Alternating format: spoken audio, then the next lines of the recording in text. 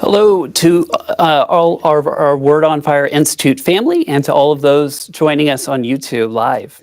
Welcome to Evangelization and Culture Live, our monthly 3-day live seminar on a topic of the crossroads of faith and culture. We are delighted to have with us in the studio Haley Stewart, the editor of Word on Fire children's imprint Votive and an acclaimed author. Haley also leads our book club community here at the Word on Fire Institute, and she will give a 3-part lecture, The Power of Story, How to Evangelize Children with Good Books. Day 1 today is on sparking hope, imagination, and wonder. We are dual streaming today's presentation on the Institute platform and on YouTube Live.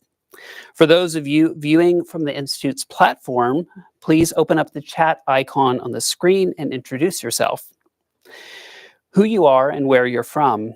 And as we begin, please start typing in your questions and comments, which we'll be getting to in the second half of today's presentation. To those of you joining on YouTube, please also be encouraged to do the same. We invite everyone watching on YouTube to consider joining the Word on Fire Institute. I'll say more about that at the end. But without further ado, let's get to Haley Stewart on sparking hope, imagination, and wonder. Class is in session. Thank you so much, Joshua. I'm so excited to be here in the beautiful Rochester studio talking about books and good stories, which is one of my favorite things. I am staying inside this week because I am a Florida girl and I was not made for the sort of temperatures that are here in Minnesota. But I'm very excited to be in Minnesota and talking about stories. And while this topic is relevant for parents and grandparents, it's also relevant for educators and for anyone who has a child in their life, anyone, whether it's aunts or uncles, spiritual mothers and fathers. And then furthermore, it's also relevant to those who are just interested in continuing to be formed by stories. So I hope it's something that will be relevant for everyone. And so I'm going to be laying the groundwork today on the power of stories and the cultivation of hope. I think my mic fell down, so I'm gonna pick that back up. All right, here we go. And then tomorrow we'll dive more into different kinds of stories that reflect the gospel. And then finally, on the last day, we'll talk about how to form our children's imaginations with the scriptures, with the story of salvation itself. So this is going to be a lot of fun. And just for a little bit of background on me, I'm a Catholic convert. So I converted after college, just after the birth of my first child. And I'm a mom of 4.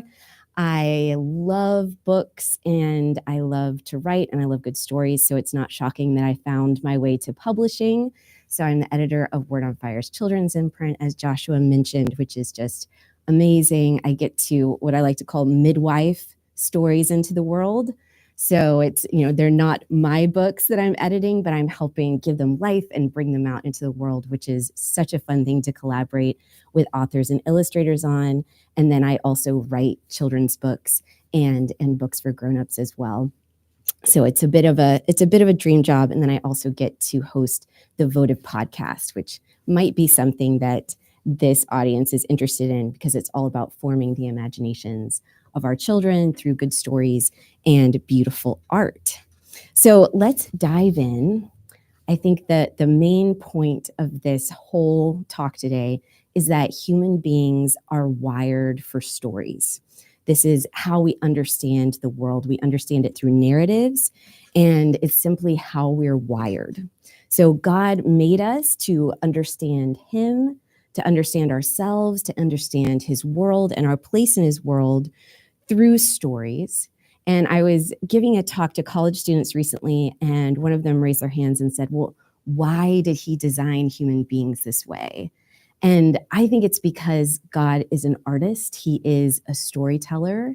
And so he made us to understand the world through those stories and narratives. And we even see how he speaks to us through stories, the stories of Scripture.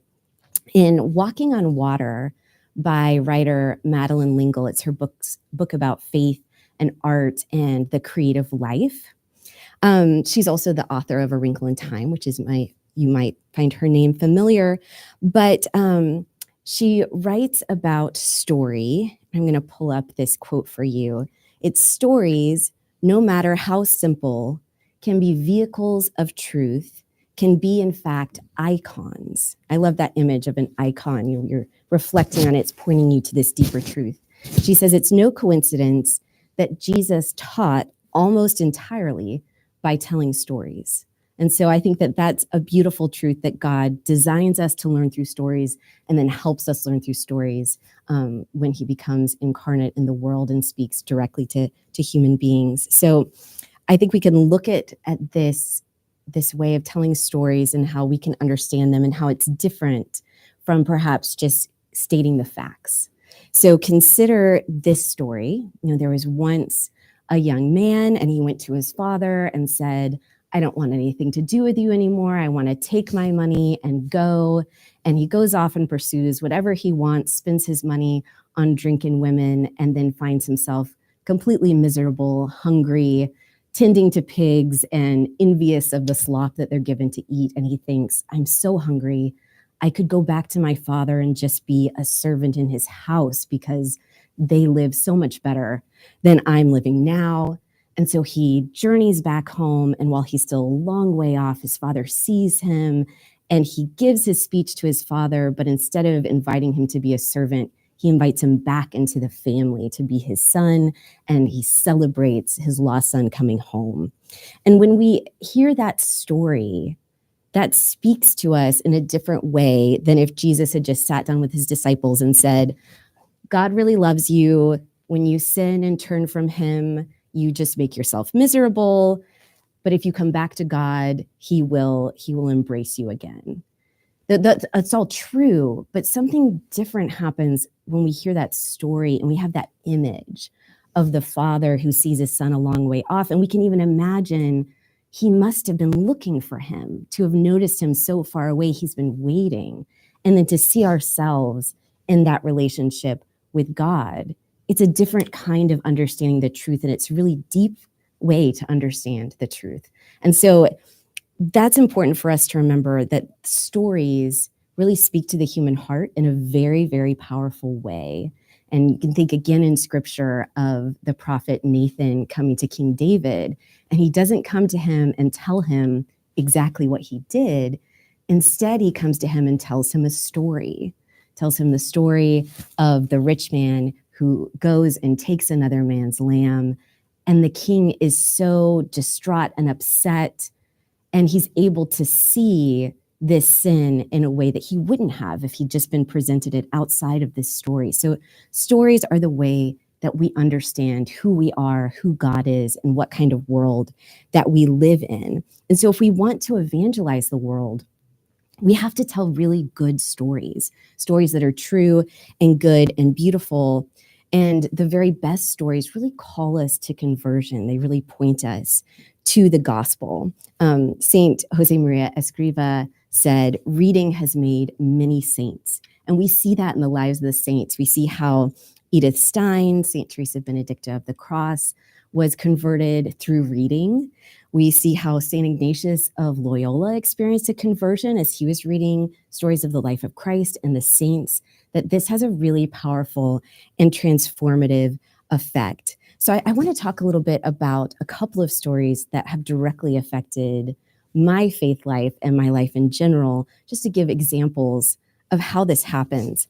So when I was in college, I read Brideshead Revisited by Evelyn Waugh for a 20th century novel class.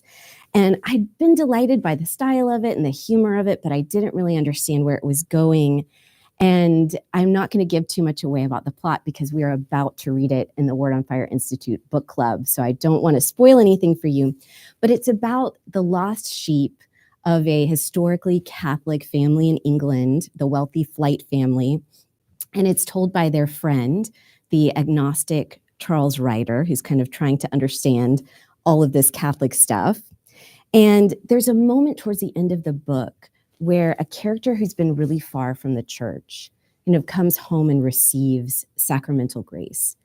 And as a lifelong Protestant at the time, reading this story, something about this scene was so incredibly powerful to me. And although analytically I understood what Catholics taught about the sacraments, it didn't really click until I heard that story and understood it in a narrative and had those images in my mind. And I think that was a huge turning point for me where I thought, I want that kind of sacramental grace. Something has clicked and I understand the power of the sacraments in a different way than I ever have before. So that's one example. And then another example is having to do with hope. And I think that I may owe my existence to Louisa May Alcott's book, Little Women. And that may sound weird, but I'm going to explain why that is. When my mother was 8 years old, her librarian at school recommended this book to her. And so she read Little Women and just fell in love with the four sisters of the March family and their mother, Marmee, and this coming of age story. And she just loved it. It was kind of a gateway book to her journey of reading. And then it kind of became this gateway to hope for her. And I grew up, we read the book, we watched the movie. It was very much part of our family culture. But it wasn't until I knew more about my mother's backstory that I really understood why this book was so special to her and so formative for her as a child.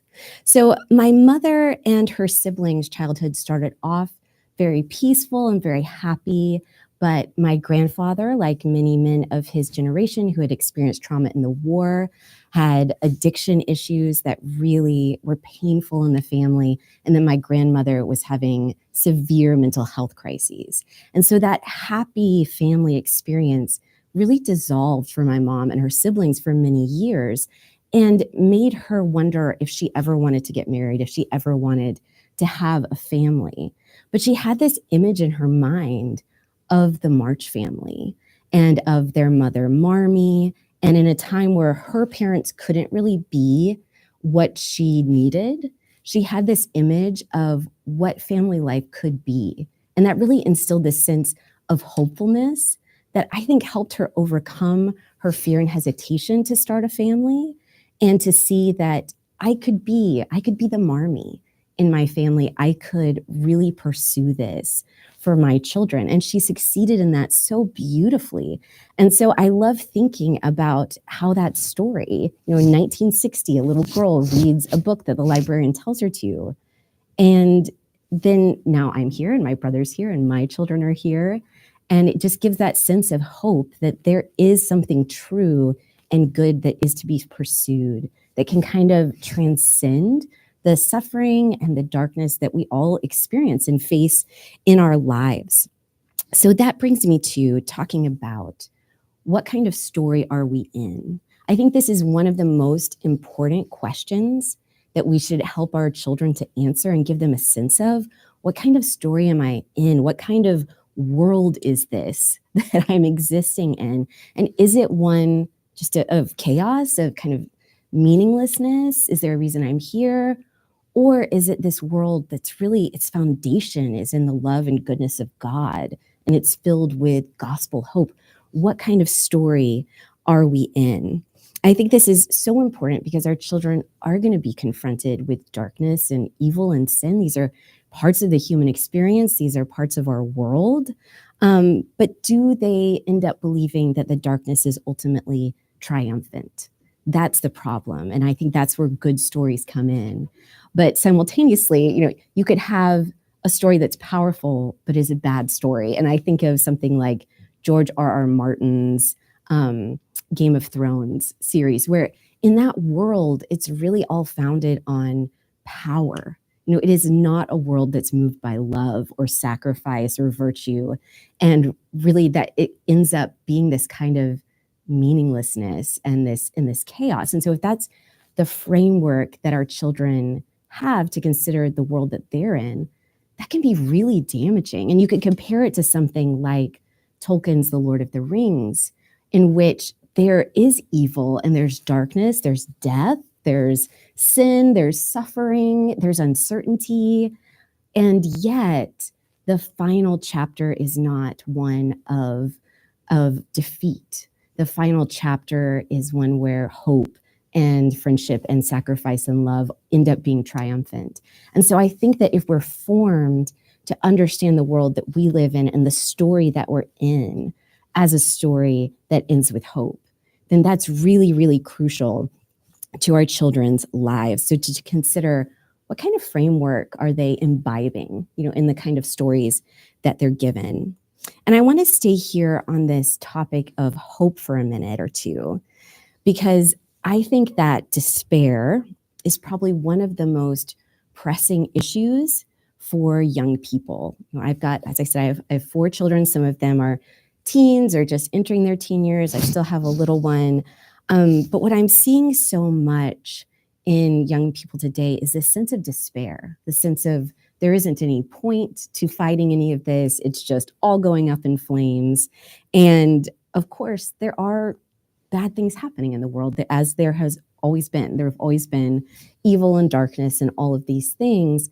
But there seems to be such a sense of that's all there is. These things will not be overcome, which leads to such incredible despair. And so, of course, while the mental health crisis of young people is complicated with many factors and all kinds of different motivations, I think this is something to really keep in mind as anyone who has, children, grandchildren, is a teacher, has nieces or nephews, any children in your lives, that this sense of despair is one that's really, really devastating. And how can we offer a different, powerful narrative of hope to our children? Are we telling them that they're part of this world without meaning, without an end of hope? Or are we telling them that they have a part to play in this adventure and that there is going to be redemption? What kind of structure do they have forming their imagination of who they are and the world and their relationships with other people, what their life will look like? So I think it's a really complicated project to communicate hope to children, because I think it's a very misunderstood virtue. And I think that often when we hear hope, we think, oh, well, I wish for that to happen. This is a wishful thinking, or maybe I'm going to think positively, hope for the best kind of thing. But it's really quite different from that. It's more powerful, but it's also more complicated than that. So one book that really helped me grasp what does the virtue of hope mean was Charles Pagoy's beautiful poem, The Portal of the Mystery of Hope. So this is a poem, it almost reads like a theological treatise on hope, but it has all of these beautiful images of this father who goes out into the cold to, cut down firewood for his family. And what moves him are his children at home. That's what moves him into action and gives him the ability to do what he needs to do out of love for them. And so he uses this idea, this image of hope as a little girl. So here's a few lines. He says, "This little girl hope, and yet it's this little girl who will endure worlds. This little girl, nothing at all, she alone, carrying the others, who will cross worlds past." So he talks about how hope is like this tiny child, and she takes her sister's faith and charity by the hand, and she looks small, but she's the thing that's moving the other virtues. So it's just such a beautiful, beautiful image and a reminder that this is this active virtue, this virtue of action.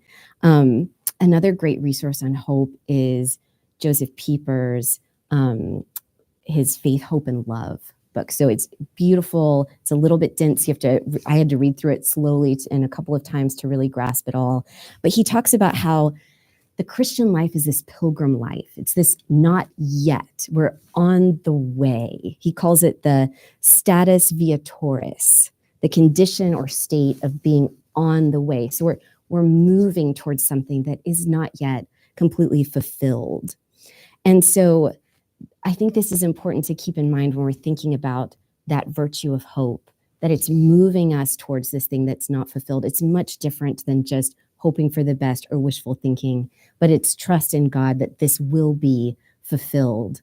And without this belief, without this hope and belief that, as Dante puts it, it's love that moves the sun and the other stars. This is love that is what moves the universe, and that's the world that we exist in. Then we can be resigned to this existence where we're kind of just tossed about by meaningless chaos. And I think this is where a lot of young people find themselves or think that that's the sort of world that they live in. In Spe Salve, Pope Benedict XVI says, "Life is not a simple product of laws and the randomness of matter, but within everything and at the same time above everything, there's a personal will. There's a spirit who in Jesus has revealed himself as love." So I think that's what we have to communicate to our children, that rather than being in a world of chaos, they're intentionally, lovingly brought into a world for a purpose and to be part of this redemption of the world. That's the part that they're given to play. And so offering them something exciting and compelling and beautiful in the face of a world that often looks really, really dark. And it doesn't require ignoring the darkness or, sweeping it under the rug or pretending it's not there. Instead, it offers us something with which to confront the darkness. And so I think stories that include those themes are just incredibly key to share with young people. One of my favorite children's book authors, Catherine Patterson, who also writes a lot about stories for children and how to write for children. Her most famous title is probably Bridge to Terabithia, if you've read that one or heard of that one. And that's a book about the death of a child. It's not all sunshine and roses, but it is very hopeful. And she writes a lot about bringing stories of hope to children. So she says this: "Hope for us cannot simply be wishful thinking, nor can it be only the desire to grow up and take control of our own lives. Hope is a yearning rooted in reality that pulls us toward the radical biblical vision of the world remade." And so how do we communicate that costly hope, that hope that's rooted in reality? Because children are so smart. They are wise, they're perceptive. And if all we can offer is kind of positive thinking or wishful thinking, that isn't going to satisfy them. They know that there are dark things in the world, and they're interested in how do we respond to those things. So she also notes, and we'll talk a little bit more about opening doors, but I like this quote where she says, "There are a lot of children in our midst locked up in all sorts of frightening or lonely attics. I don't think it's too much of an exaggeration to say that books can be a key to that locked door." So I love that image of the locked door. I'm going to look at that in some different books and classics of children's literature. But just seeing this, it's our responsibility as the grown-ups to communicate and be bearers of hope to our children. And this is actually my favorite quote from her about communicating hope. And she uses this really fascinating Old Testament image. So this is what she says about her vocation as a writer, which I think also applies to our vocation as parents, grandparents, etc. She says, "I write for children, for my own 4 children, and for others who are faced with the question of whether they dare to become adults, responsible for their own lives and for the lives of others. They remind me of the biblical children of Israel, trembling on the bank of the Jordan. You'll remember that Moses sent spies ahead who came back to tell of the richness of the land. But 10 of the spies advised the Israelites to turn back. The cities are fortified, they said, and the people are giants. It would be better to return to slavery in Egypt or to wander aimlessly in the desert." And Catherine Patterson says, I want to become a spy like Joshua or Caleb. I have crossed the river and tangled with a few giants, but I want to go back and say to those who are hesitating, don't be afraid to cross over. The promised land is worth possessing, and we are not alone. I want to be a spy for hope. And I love that image, being a spy for hope. And it's my goal as a parent, as a writer, as the editor of Word on Fire Votive, to be a spy for hope. And there's, with the word spy, there's almost this sense that you're having to sneak it in. You know, you can't be too heavy-handed. But how do we communicate that hope to our children? How do we live our lives as spies for hope, to be able to face the darkness with our children and tell them, be not afraid? I think that's so much of our responsibility as parents. So I want to talk a little bit about several books that I think are really great examples of this,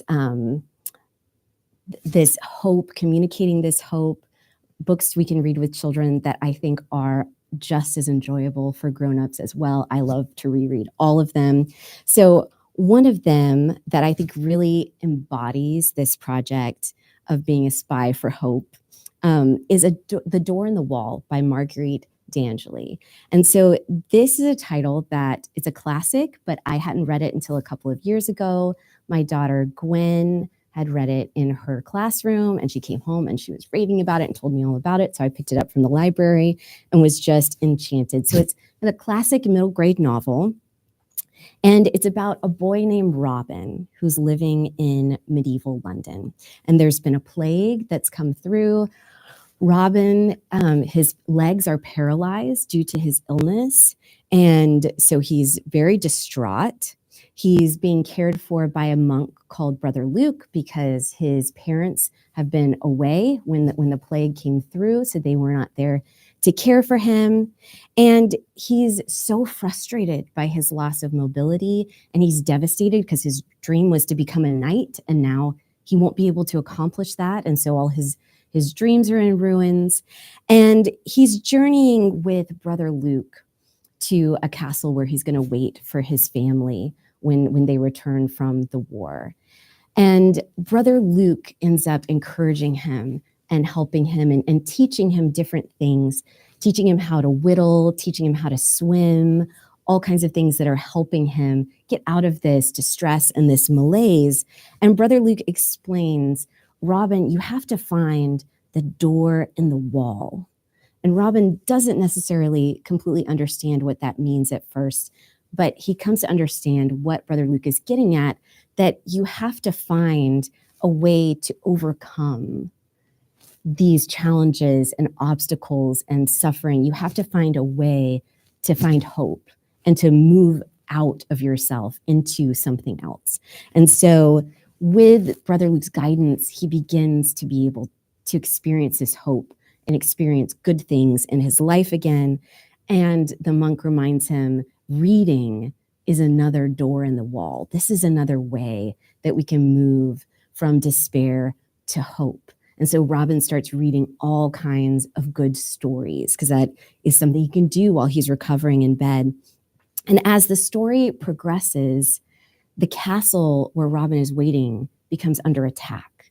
And so he has the opportunity to climb through a literal door in the wall in order to go get reinforcements. And he's strengthened his body enough that he can reach them. And he ends up becoming the hero, the savior of this castle and all those inside of it. And so it's this beautiful symbol for how he was able to overcome. And while he won't ever get to be a knight because of his physical ailment, he has become the hero in his own story. He has become that heroic figure. And so in a way, it's more true that he's a hero than that he's just paralyzed, he'll never get to be a knight. While that remains true, there's a truer story that he taps into because of Brother Luke's guidance and because of the stories that he's strengthened his mind with and his soul with. And so I think about that and how immersing ourselves and our children in these good stories provides them and equips them with the courage and the hope to face the things that they will face in their lives. And so I love that story. I love The Door in the Wall, highly recommend it as something to read with children or grandchildren. But I think something that's key is that when we spend time taking in the very best stories, even if they're fictional, even if they didn't historically happen, we are not escaping from reality, but we're escaping to reality. We're encountering a very deep truth. And just kind of in the way that when I read Brideshead Revisited, I'm reading about fictional characters. I'm reading about a day that never happened. And yet it's pointing me to this deep truth that I wasn't able to encounter in any other way. So reading can be the door in the wall that helps us escape from despair, from cynicism that we're always experiencing in our day-to-day and is always surrounding us, and encounter a world that is more true. And these are books that aren't just entertaining or merely distracting, but are pointing us to the transcendentals, to beauty and truth and goodness, and then in turn to the source of that truth, beauty, and goodness, which is God. So these stories end up kind of releasing us from the gloomy dungeon we can find ourselves in and getting through the door in the wall to see the open sky. So that's what we want to do, being spies for hope. These are the stories we want to give our children. Another one that has a theme of doors and walls is one of my favorites, The Secret Garden by Frances Hodgson Burnett. So this is a classic that if you've not read it, you've probably heard of it. And it's one of those books that's even more delightful to read as an adult as it was to read as a child. But it's this beautiful story that illuminates how beauty can evangelize our hearts, how beauty can lead us out of despair. And it's this really compelling answer in face of the claims of modernism that seek to deny that God ever speaks to us through his creation, through the beauty of the world, that this story really is a beautiful response to that. So in this story, it begins in India. Mary Lennox is a young girl who's orphaned during a cholera outbreak. She's very unpleasant. She's been terribly spoiled, ignored by her frivolous parents, and raised by servants. And she's shipped off to England to a distant relative that she's never met before. And she's going to live on the wild moors of Yorkshire with her hermit-like uncle. And he's even on an extended trip overseas. So she reaches this house, this gloomy house, is incredibly bored, has no one to talk to, and she finds herself going out into the gardens. And she finds this secret garden, a walled garden. She finds the key and she enters it and decides she's going to take care of this garden and she's going to bring it back to life. So as she begins to delight in the natural world, she starts to be transformed. She starts to come to life and just be aware of this wonder and awe and something beyond simply herself, because she has for so long just been so self-centered. And so the garden and the beauty of God's world kind of work on her heart. And then she encounters her cousin who's been kind of hidden away in a different part of the manor. And he is an invalid who never goes outside. And she kind of evangelizes him with this beauty and gets him outside and gets him walking and moving and in the sunshine. And you see these children be completely transformed and start to experience this joy and wonder and be healed. And it turns out that this garden is the place where Colin, her cousin's mother, fell when she was pregnant, and the fall caused her death. And so it's this space where this tragedy happened, and then it's being redeemed and it's coming alive again. So the children kind of lack the language to express what they're experiencing, but in this goodness of God's creation, and they call it magic because they don't know what to call it. So this is what they don't know the magician behind it yet. But Colin says, I keep saying to myself, what is it? What is it? It's something. It can't be nothing. I don't know its name, so I call it magic. Sometimes since I've been in the garden, I've looked up through the trees at the sky and I've had a strange feeling of being happy, as if something were pushing and drawing in my chest and making me breathe fast. Magic is always pushing and drawing and making things out of nothing. So although Mary and Colin don't have the language to understand that God, the creator who creates ex nihilo, this is the force behind it, they're experiencing the fruit of his generous love and creation. And this moves them to this beautiful gratitude where they just have to give thanks. And so Colin says, I feel like I want to shout out something thankful and joyful. And so a local boy, Dickon, teaches them the doxology, and they praise God from whom all blessings flow. And it's just so beautiful as they experience the evangelization of their hearts simply by the beauty of what God's created for them, that's calling to them and drawing them in and showing them a way out of kind of the gloomy darkness of this house into the sunshine, which is such a beautiful image of what they're experiencing in their souls and what we hope to offer to our children. And Pope Francis, of course, reminds us in his encyclical Laudato Si, rather than a problem to be solved, the world is a joyful mystery to be contemplated with gladness and praise. And so I think The Secret Garden, it's a wonderful option of communicating that to your family. It's a wonderful critique of the modernist worldview that my friend Father Harrison Eyre, he puts it this way: God is able to communicate with creation through his creation. And I think that's something that The Secret Garden really highlights, that there's a sight of a tragedy in a garden. It's all sounding very much like the gospel, right? Where this woman fell, and then that becomes the opportunity for this redemption and for the salvation of these children. So it's just wonderful, wonderful. But if you're looking for something a little bit more modern or contemporary, a lot of times I have parents asking me for recommendations of books and kind of bemoaning, there's all of these books that are really dark and there's no books that are hopeful. And I do disagree. I think you just have to know where to look. There are a lot of dark books, especially in the YA genre, but there are also some really incredible books still being written. So this is one of them, The Labors of Hercules Beale by Gary D. Schmidt. This one I read and loved so much, I called my dad and told him that he had to read it because we're always sharing book recommendations. Then my mom called me and said, your dad's in his chair and he's been laughing out loud and that he's been crying. And what did you ask him to read? So this is just one of those books that is just wonderful, but it's about a young boy. He's in middle school. His name is Hercules Beale, and he's orphaned because his parents were in a car accident. So his older brother comes to help raise him and take care of him.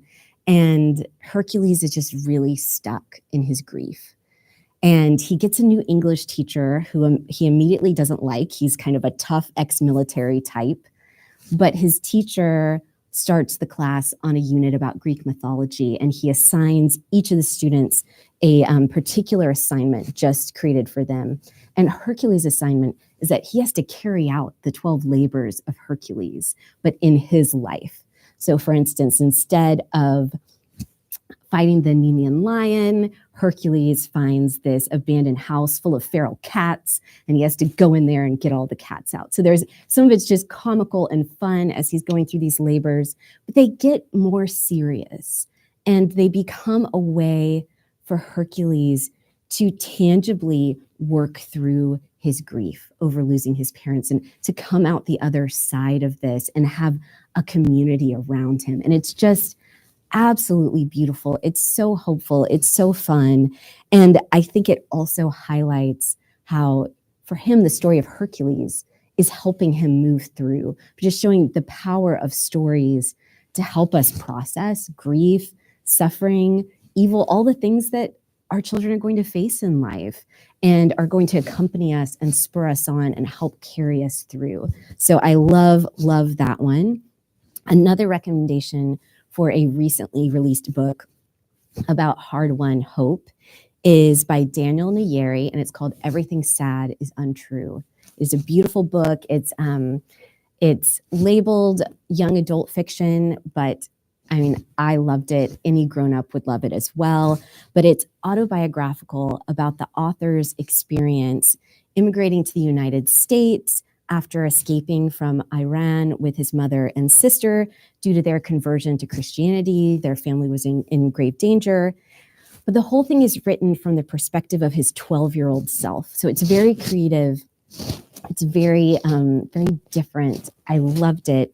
To explain his story, the boy, the author who's speaking as his young self, has to tell many, many stories to help the reader understand. So he talks about stories from his family, stories from his culture, stories of his parents and grandparents and Persian fairy tales and folk tales.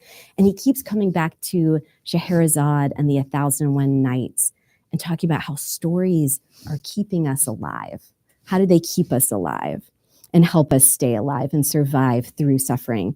So he speaks about his mother, Seema, who had to flee for her life because of her conversion to Christianity. And then her husband divorced her. She had to escape out of the country with 2 small children to Dubai, not knowing where they would go next. And then they spent time in a refugee camp in Italy, and then finally made their way to Oklahoma, where while she had been a respected physician in Iran, she now can't practice medicine in the United States. And so it's just this very different, difficult transition and experience. And the struggles are really brutal.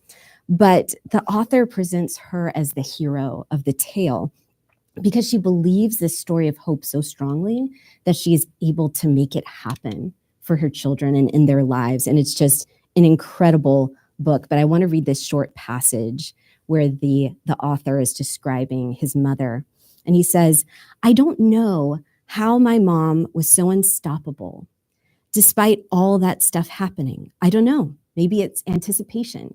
Hope, the anticipation that the God who listens in love will one day speak justice, the hope that some final fantasy will come to pass that will make everything sad, untrue, unpainful, that across rivers of sewage and blood will be a field of yellow flowers blooming. You can get lost there and still be unafraid. No one will chase you off it. It's yours. A father who loves you planted it for you. A mother who loves you watered it. And maybe there are other people there, but they are all kind. Or better than that, they are right with each other. They treat each other right. If you have that, maybe you keep moving forward." So I love the whole story, but again, it's just highlighting this theme of hope being what carries us through and what makes us able to overcome the things that we face in our lives. I think it is just very difficult for young people to hold on to a narrative of hope when they're constantly being presented with stories of despair. So part of what we're called to do is offer the truest stories that we can and to be spies for hope. So to wrap up, before we do Q&A, I just wanted to give some suggestions of, I've given you some specific examples of stories, but as you're looking for what kind of stories should I read to my children, whether they're picture books or middle grade novels or young adult fiction, or what have you, what are some of the characteristics to keep in mind and to look for? So I think that we should be looking for stories of hard-won and costly hope. Again, not wishful positive thinking. Our children are too smart to accept that as satisfying. So these stories of hard-won hope and stories of beauty and truth, because those are things that lead us to God and lead us to the gospel, inform us for the gospel. And also because children deserve to be offered what is most beautiful and what is most true. And I think that when children's publishing fails, it's typically because the love and respect for the dignity of the child reader has been lost somewhere along the way. So either the quality is not up to the standard it should be for a child. As Madeline Lingle says, if it's not good enough for grownups, it's not good enough for children. So considering that rubric, is this something that a grownup would find beautiful or find compelling or find true? And only offering those sorts of stories. So children should have those best, beautiful, true, hope-filled stories. And you can be the person in their life to share those stories and communicate with them. And tomorrow we'll talk more about this, about ways that fiction can reflect the gospel. And so I hope you'll tune into that tomorrow. Thank you so much, Haley. It's a lot to think about.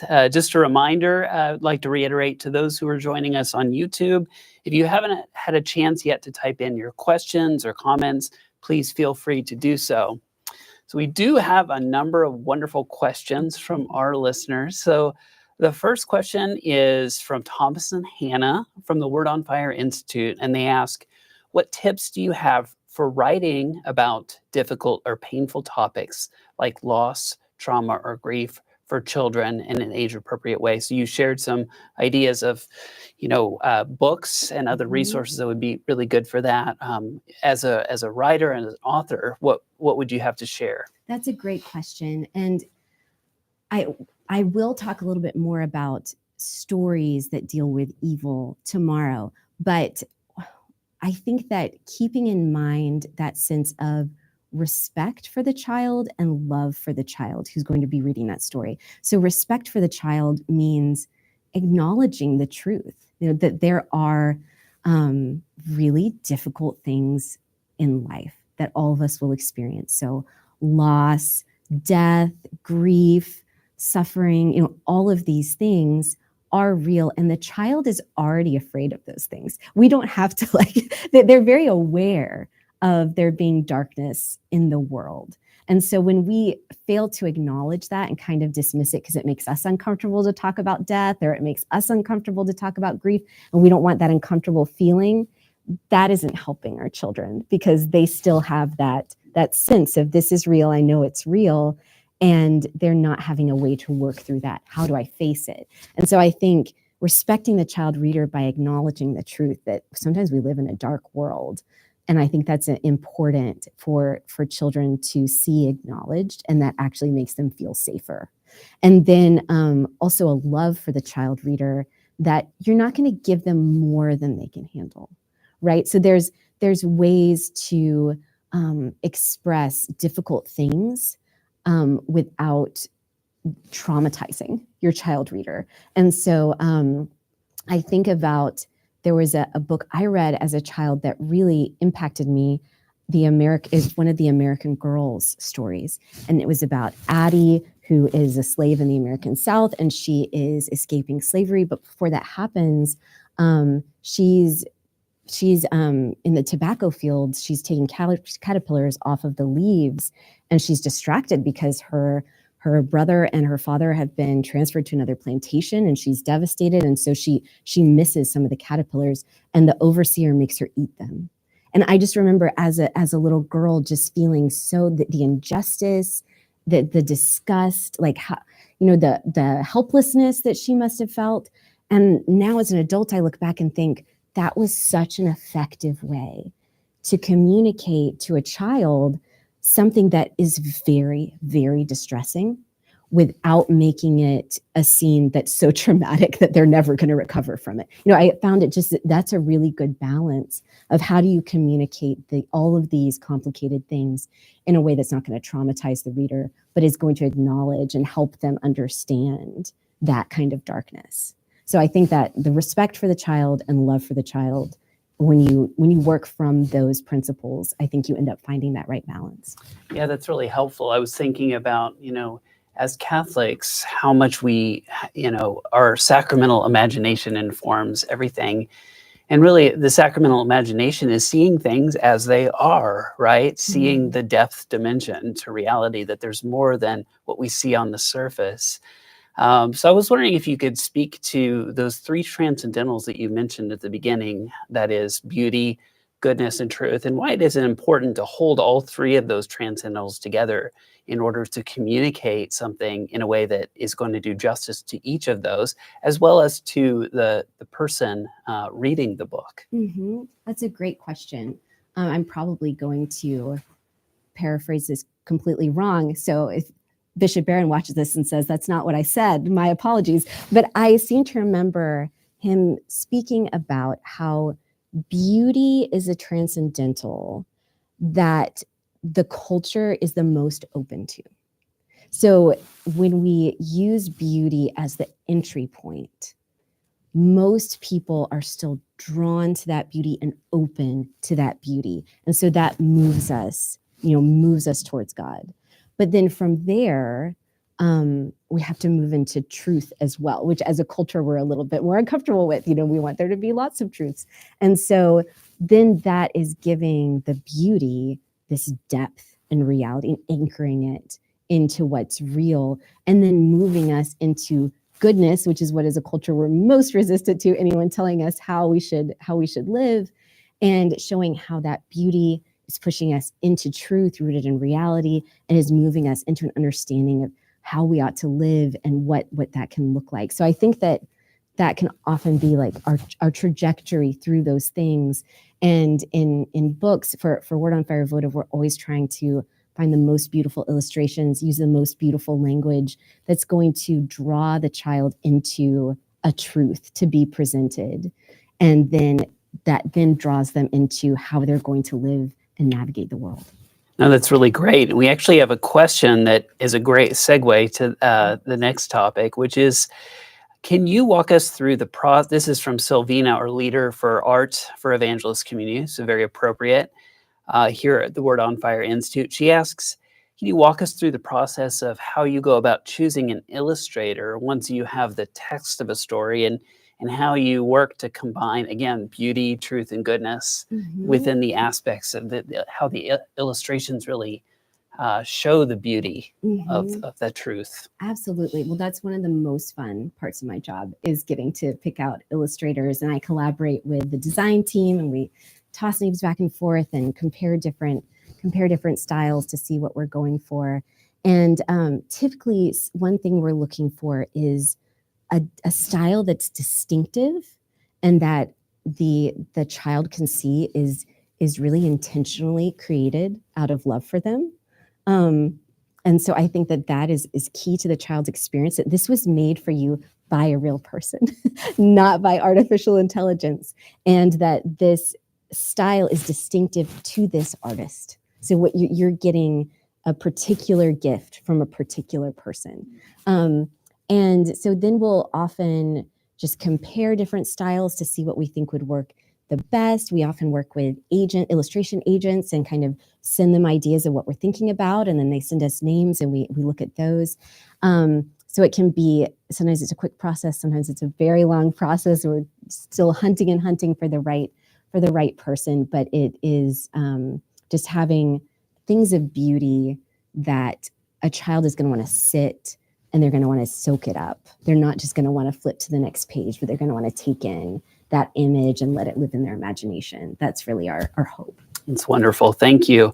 And again, a question that really follows on very organically from that. We live in a screen culture, right? And our kids are continuously being exposed to screens, whether it's at school, at home, wherever they are, right? So how can we cultivate a reading culture with our children who are continuously being bombarded by these screens, by images, and maybe a less resistant or more resistant to books? In other words, how do we help them to contemplate and to appreciate the sacramental nature of a physical book, and perhaps expose them to that? So essentially, if we do have children who have gone down that road and are kind of in that screen culture, how do we remedy that? And on the other hand, how from an early age can we kind of battle against that and make sure that our children are exposed to physical books? Yeah, as a parent, that's something I struggle with so much, and I think is on the minds of most parents, is how do we navigate this digital world? I think there's a few things to consider. So some of these suggestions are going to be kind of counteracting the screen culture, and then some kind of how do we work with it. So I think that what's most important is to cultivate a love for a physical book. So that might be cultivating a home library, having beautiful books set out, have them arranged so they're attractive to the child and they can reach them and just look at them, and that there are just books strewn all about the house. That's a great way to kind of just begin that. And then also to make reading a special time with the child, that they're getting your attention, you're all snuggled up, it's bedtime, or you're on the couch and they've got their blankie. And they associate this time to be a time of connection, a time of joy, and that's what they associate with a physical book. So I think those are some things that we can do. I also think that technology isn't going anywhere, and so we have to also think about how do we work with it. And I think one of those things that is effective for a lot of children is, if they're reluctant readers, is listening to audiobooks, because they can, be playing with Legos, they can be doing what have you, and be taking in the story. So they're still getting the story. It's still communicating the story. They're not reading a physical book at the time. Although some of my kids have liked listening and reading at the same, they're hearing it and then their eyes are going across the same words and they're seeing the illustrations. So those are just a few suggestions, but I think that just cultivating that love, I think, is often more effective than shutting the door on digital life, because it's just so difficult. It's so difficult. There's different ways to do it, though. Oh, wonderful. Thank you. We have another wonderful question from Michael from the Word on Fire Institute, who inquires, and you touched on this a little bit earlier, but other than Jan Brett and Catherine Patterson, whom you mentioned, are there other living mainstream children's authors that you trust and that are publishing good children's picture books? And it mentions in particular, as well as young adult novels. So I know that you listed a number of, are there any that come to mind in terms of picture books? So picture books, this author passed away a couple of years ago, but it's Tommy DePaula. He has wonderful picture books. A lot of them, he comes from a Catholic background, so a lot of them are about saint stories, or you can tell that the family celebrating a holiday, perhaps in the picture book, is a Catholic family and they're going to mass. And it's just very, very beautiful. His illustrations are gorgeous. Another person that I trust a lot is Sarah McKenzie.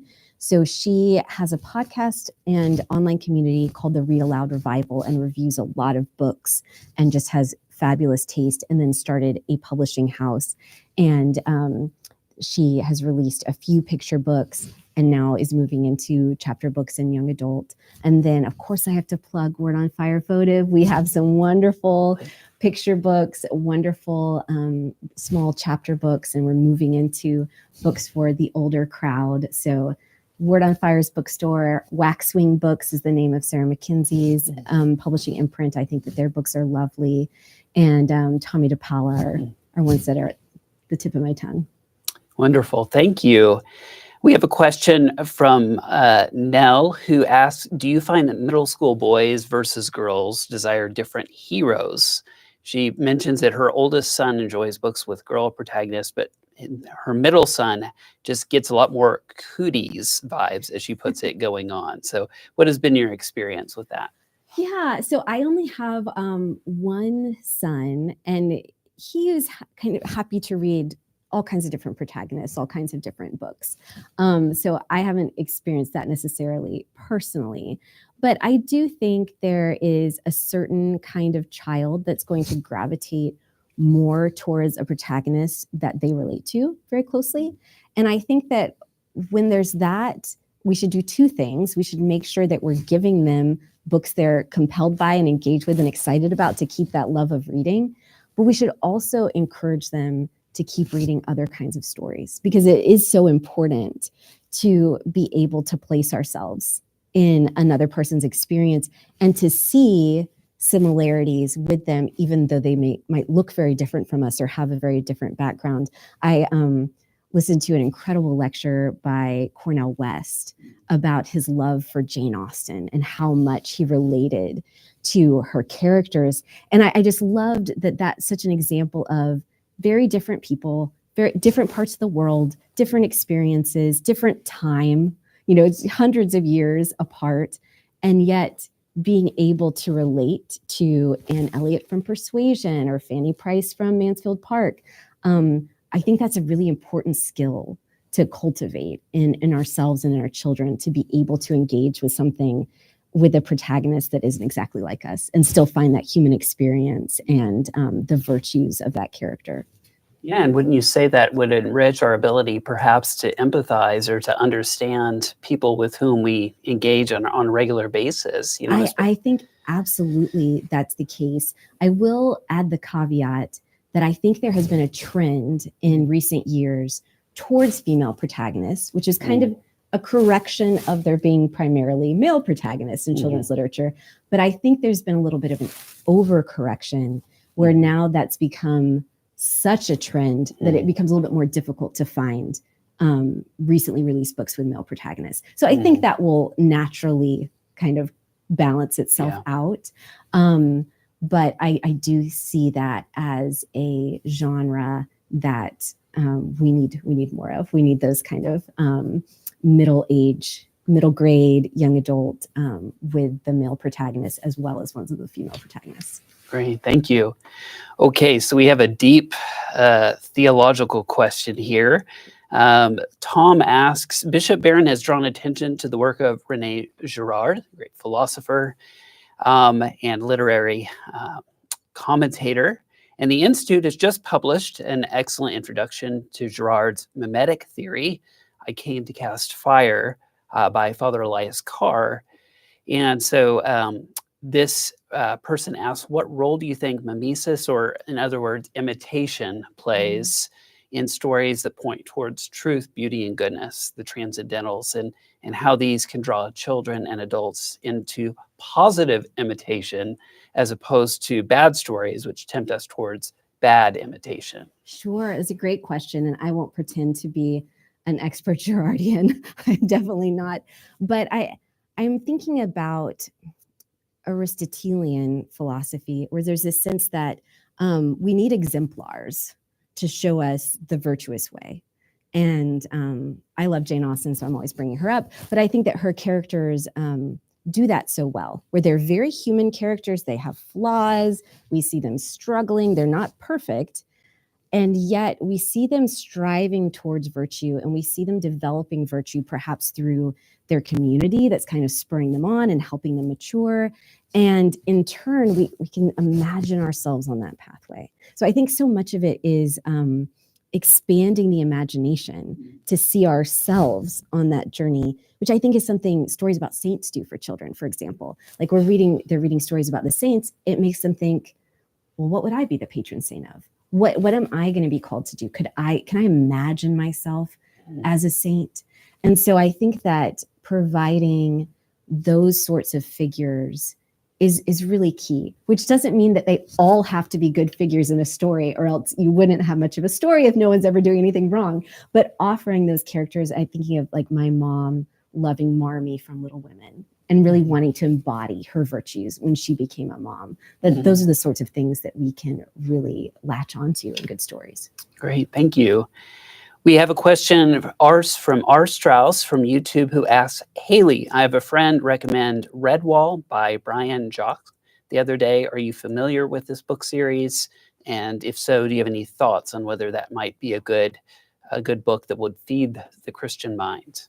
I haven't read the entire series, but I have read Redwall and a few of the other books. I loved them as a child. So for those who aren't familiar, it's a world where there's Redwall Abbey, and it's animals the monks and the community living around the abbey, they're all mice and foxes and different things, different woodland creatures, and they have to fight this army of rats coming in. And it's just such a fun world. And they talk about the feast that they have, the abbey, and your mouth just waters. And there's lots of adventure and heroic characters. And from what I recall, although it's been a long time, they're just wonderful, wonderful books of Christian imagination. Wonderful. Thank you. We have a question about really elaborating on this Catholic sacramental imagination that we've spoken about, how these books can really shed light on, again, the truth that is embedded within creation and the world around us. But can you elaborate a little bit more on how the power of story can enrich our sacramental imagination? Yes. Well, one thing, I'm not sure if this is quite the answer they're going for, but as a convert, one of the things that helped me understand the sacraments and this whole concept that there's a world beyond the material, and that the material is infused with the spiritual, that these things intersect all the time. The series that really helped me kind of envision that was Harry Potter, which maybe sounds weird, but there's this sense that, okay, there's objects that maybe are powerful. It's not just a book. There's something else going on there. And so I think that sense of the material and the supernatural coming together, that's something that I think we can be formed by in certain kinds of literature and certain kinds of fiction to remind us, oh, our world's also enchanted. Our world is also infused with things that are really powerful and that move and motivate the world. And I think that, for instance, C.S. Lewis does a really good job of that in the Chronicles of Narnia, to see how love is this deepest magic, and it's infusing and it's moving the world. And so I think that is one thing to help our children who are constantly being bombarded with a really materialist worldview to see beyond that. Oh, that's great. Thank you. So we have another question. How do you feel about graphic novels? In principle, this parent says, I'm not a big fan, but for some kids, they really seem to introduce literature to them. So any thoughts on graphic novels? I do have thoughts on graphic novels. So I understand this parent's hesitation with them, partly because there are a lot of very bad graphic novels, or just kind of low quality stuff that I'm not thrilled about. However, I think that the medium itself, that a graphic novel can be done really well and can tell a story in a really compelling, beautiful, beautiful way. And that the visual engagement is going to be really helpful to a certain kind of child who's maybe reluctant to read a big block of text, or maybe is having challenges with reading that makes that feel like a chore and they're not able to really enjoy the story. So I would focus on getting a few graphic novels that are really high quality. And I do have a couple in mind to recommend. One is The Myth Makers by John Hendricks. I just interviewed him on the Votive podcast, if anybody wants to look up that episode. But it's about the friendship between C.S. Lewis and J.R.R. Tolkien, and how their friendship helped them in creating their different literary masterpieces. It's so creative, it's beautiful, it's so well done, it's so deep. Another that I really love is called Queen of the Sea by Dylan McConis. It's kind of a historical fiction-y retelling of some of the Tudor history, but beautifully illustrated, really engaging and interesting. So I would not write off graphic novels. Find the good ones, but I think they can be really wonderful when done properly. Very helpful. Thank you. We have another listener who mentions, there's been a lot of concern about the Harry Potter books. And so they're wondering, what is your position on Harry Potter from your point of view? Are there themes that seem dangerous? And when might we introduce these, in terms of maturity level, age? What are some of the ways that we can think through the appropriateness of these books? Well, I think some of those things are just have to be discerned within a particular family. And so while I am a Harry Potter fan, I have read them with my children. You might decide this isn't the book for our family. We're not comfortable with it, or for this or that reason, it's not the book for us. That's totally fine. But personally, I find so many incredible Christian themes in that series, as far as the nature of evil, as far as good triumphing over evil, and the power of sacrificial love, and all of these like really deep, beautiful, beautiful themes that I think for me made it a must read in our family. So I think some things to consider are that once you get going on the stories, your children are not going to want to stop.